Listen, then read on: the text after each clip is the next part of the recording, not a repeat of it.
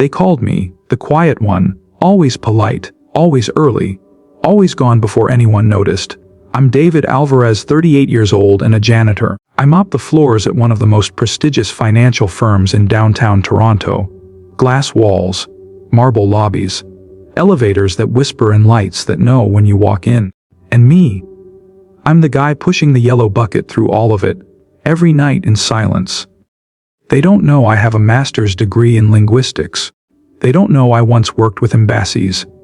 They don't know I speak 5 languages. But that's not the story. The story is how I got here. The real story is what happened one Tuesday night when someone finally heard me. Most nights start the same. Clock in at 9:45, change into the gray uniform, slide the ID card.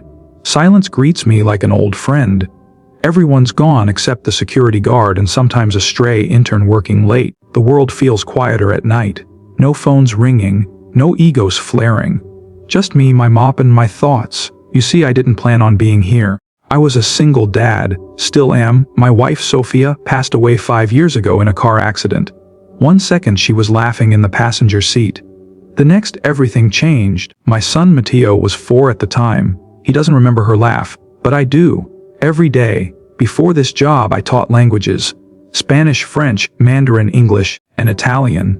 I lived for syntax and tone, for phonetics and the stories behind words. Language for me was more than communication, it was identity. But academia doesn't wait for grief. I missed too many classes after Sophia died. And universities, they have rules. Bills piled up, my savings ran dry. One day, I found myself with a mop in my hand and an apology in my heart. I'm sorry, Matteo. I'm trying. At the firm, nobody really talks to janitors. It's not cruel, just invisible. Some nod, some ignore. Once a young intern dropped her coffee and handed me a 10 bill without making eye contact. I kept the smile, not the money, but I liked the invisibility. It gave me peace. It gave me time to listen, time to heal. I'd walk by glass offices where multi-million-dollar deals were being negotiated, men in suits speaking fast English laced with arrogance. I could hear the tension, the desperation, the bluffing, even when their words were calm. Sometimes, I'd whisper to myself how I'd have phrased it better, in Spanish, in French, or Mandarin, but no one ever asked, until one night they did, too. It was late. Around 11:20 p.m. I was wiping the elevators when I heard it. Raised voices. Quick footsteps. Then, panic. Where the hell is the interpreter? I looked up. The firm's managing director, Mr. Callahan, was pacing. 2 men in suits were behind him, one on a video call. A French client. Furious. Negotiations falling apart. Apparently, their in-house translator had gone home, and the client didn't speak English fluently enough to finalize the legal agreement.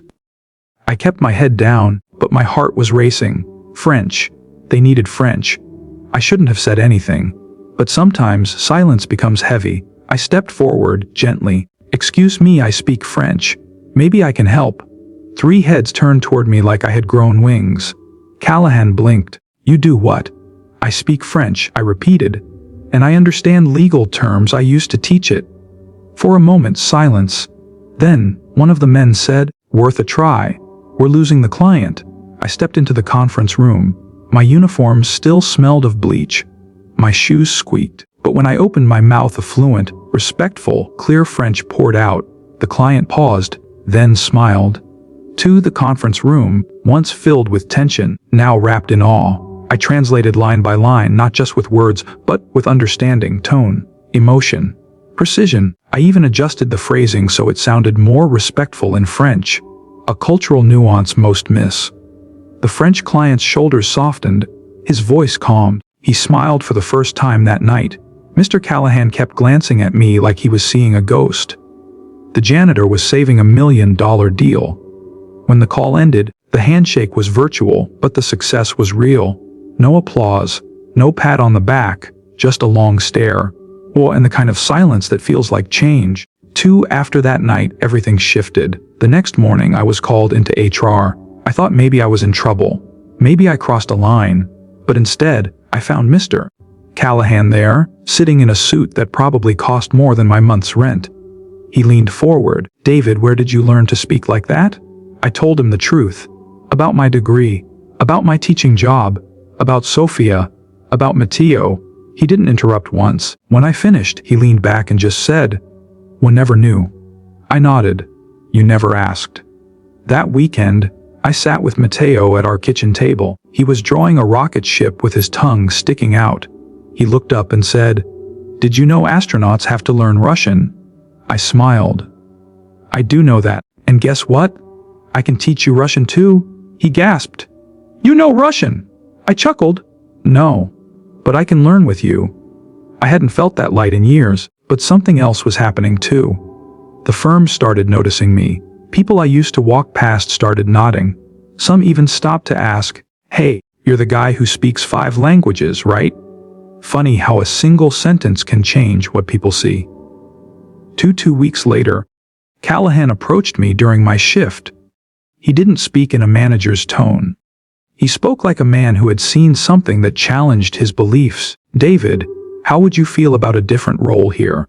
I paused. "A role doing what?" "Well, we're expanding in Europe and Asia. We need someone to help with client communications, legal translation, and cultural advisory. It's a new department." I blinked. He added, "We'd like you to lead it." I stared at my mop bucket. It had been my badge of quiet dignity, my shield. But in that moment, it felt like a door finally swinging open. But here's the thing, it wasn't an easy yes. What about the night shifts that allowed me to be home for Matteo in the mornings? What about the quiet moments I had grown used to? Could I walk back into a professional world as the man I used to be? I asked for a day to think. That night, I stood on our apartment balcony, cold wind brushing against my face, city lights blinking below. Matteo came out with his blanket wrapped around his shoulders. "Are you okay, Dad?" I nodded. "I think I might get a different job. A better one." He tilted his head. "Then why do you look sad?" I smiled through tears, because sometimes when your dream finally knocks, you're scared to open the door. Monday morning. Same glass walls, same marble lobby. But this time, I wasn't pushing a bucket. I was wearing a jacket, a proper one. Matteo helped me pick it. I walked into the boardroom. 6 executives sat across from me with questions, resumes, and polite smiles. But I didn't flinch. I introduced myself in English, then Spanish, then French, then Mandarin, then Italian. One by one, they raised their eyebrows and lowered their assumptions. When the meeting ended, Callahan stood beside me. "You just changed what leadership looks like." 6 months later, I wasn't a janitor anymore. I was now Director of Global Communication Initiatives. But I still wore the same shoes. Still stopped to say hello to the cleaning staff. Still helped the interns carry files. Still brought extra snacks to share in the break room. Because here's the truth, titles change. But character, that's earned in silence. And every night when I came home, Matteo would run into my arms and ask, "Did you speak another new language today, Dad?" And I'd answer, "Today I spoke the language of belief." The office they gave me was modern, with floor-to-ceiling glass and a view of the skyline. But I kept it simple, no gold nameplate, no ego on the walls, just a photo of Matteo and a framed letter, written in Spanish, that Sofia once gave me before our wedding. "Nunca olvides quien eres, aunque el mundo trate de decirte lo contrario." Never forget who you are, even when the world tries to tell you otherwise. I took that seriously. I still carried my own coffee. Still greeted every cleaner by name, because I'd been invisible once. And I remembered how it felt when no one looked up, too. But respect at the top doesn't come easy. Some directors still saw me as the janitor guy, a charity case, a token. Once, during a board meeting, someone, jokingly, said, "Well, at least if the floors get dirty, David's already trained." The room laughed. I didn't. I looked him straight in the eyes and said, "And if your clients walk out because you don't know how to speak their language, I'm already trained for that too." Silence. Not out of offense, but realization. I hadn't come to fit in, I had come to stand up. One evening, weeks later, I stayed late. The office was mostly empty, just the distant hum of printers and footsteps in the hallway. That's when I saw him. A young janitor, maybe 20, struggling with a heavy cart, looking unsure where to go. He reminded me of me. I walked over. "First night?" I asked. He nodded. "Nervous?" "Yeah." I don't want to mess it up. I smiled. Don't worry. You won't. We talked for a bit. His name was Nico, from Serbia, studying engineering at night, working this job to pay tuition. He apologized for his broken English. I replied in Serbian. His eyes went wide. You speak Serbian? Not well? I smiled. But I'm still learning? He laughed, and I saw in his eyes, not just shock, but hope. The next morning, I walked into Mr. Callahan's office. I want to propose a new program, I said. He raised an eyebrow. I want the firm to offer education grants for janitorial and maintenance staff. He leaned back. That's not typically our lane. I didn't flinch. It should be, because if we can invest in markets, why not people who clean our offices? He didn't respond right away, but he listened. And a month later, the Rising Voices initiative was born. Scholarships, mentorship, career counseling, all for non-executive employees. First applicant, Nico. The company sent me to speak at an international conference in Berlin. Topic: language and empathy in global business. Big stage. Bright lights. CEOs from every continent. But I didn't open with statistics. I opened with a story.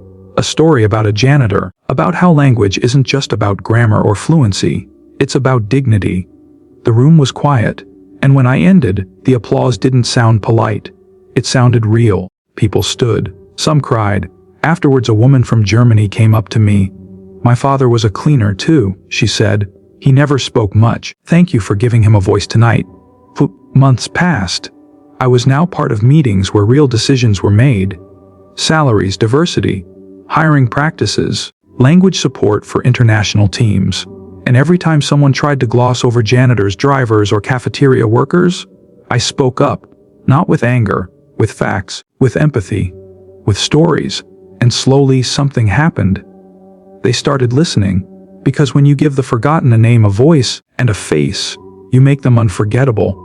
One morning, Matteo's school called. A career day presentation. He wanted me there. I showed up in a suit. Matteo introduced me with a wide grin. This is my dad, he said. He used to clean offices. Now he talks to people all over the world, and he helps other people become what they dream. The class clapped. I didn't speak for a minute. I just looked at him and realized I had already made it, not because of the job, but because of his pride. Back home that evening, I opened our hallway closet. In the back was my old mop handle. I had kept it, not out of nostalgia, but as a reminder that the lowest point in life might just be the beginning of your rise, that no skill is ever wasted, that sometimes the world doesn't need a genius, it just needs someone who cares, someone who listens, someone who still knows how to clean up and stand tall. The Berlin conference had sparked more than applause. Emails began to pour in from companies across Europe, Asia, even the US. They didn't just want my words. They wanted the model, the mindset, behind them. What you built at your firm, can we replicate that? I was no longer just a director of global communication. I was becoming something else entirely, a reformer, a reminder. One email stood out from the United Nations Business Council, an invitation to speak on workplace dignity and language access at the UN Assembly in New York. I stared at the screen in disbelief. From mop bucket to marble halls, and now to the world stage. I hadn't flown internationally in years. Matteo clutched my hand tightly as I walked toward the departure gate. You're gonna talk at the UN? He asked, wide-eyed. I nodded. Phrasey, huh? He smiled. Tell them that you used to clean offices, and that everyone matters. That was his message. That became my speech. 2 tall flags from every country, dozens of translators in booths, diplomats adjusting earpieces. The room buzzed with tension, power, and protocol. And then, silence. I stepped up to the microphone. No notes, no slides, just my voice. I started with a confession. My name is David Alvarez. 5 years ago, I was a janitor. Today I'm here because someone finally listened. I told them about Sofia, about Matteo, about the night I spoke French in a marble hallway no one expected me to belong in. I told them about Nico, about invisible workers who are brilliant, capable, ready. I ended with this chore. You want to build a company that lasts, then start by building people you don't see. There was silence, and then the room rose. Even the translators stood and applauded. Back in Toronto, everything felt the same. And yet, nothing was. Medio's school was now offering a bilingual mentorship program. Inspired by our story, the janitorial department had their own break room. For the first time ever, Nico had enrolled full-time in engineering. And me, I got a call one morning. Mr. Alvarez, we're forming an international panel for human-centered leadership. We'd like you to co-chair it. You'll travel, you'll teach, you'll change how companies operate. I asked, why me? The woman on the line said, because your journey proves that the floor and the boardroom are never as far apart as we think. It was a cold evening when I returned to the office building one last time, not as staff, not as a speaker, but as a guest. They were unveiling a new plaque. In the lobby, beneath the glass staircase, it read, "This building once held a man who mopped its floors and taught us to speak with compassion, lead with humility, and see what we were blind to before." It was a crowd, but I stood in the back, watching, remembering. Not everyone noticed me, and I liked it that way, because the point was never the applause, it was the echo. One night, months later, I tucked Matteo into bed. He looked up and asked, "Dade, what language do you speak the best?"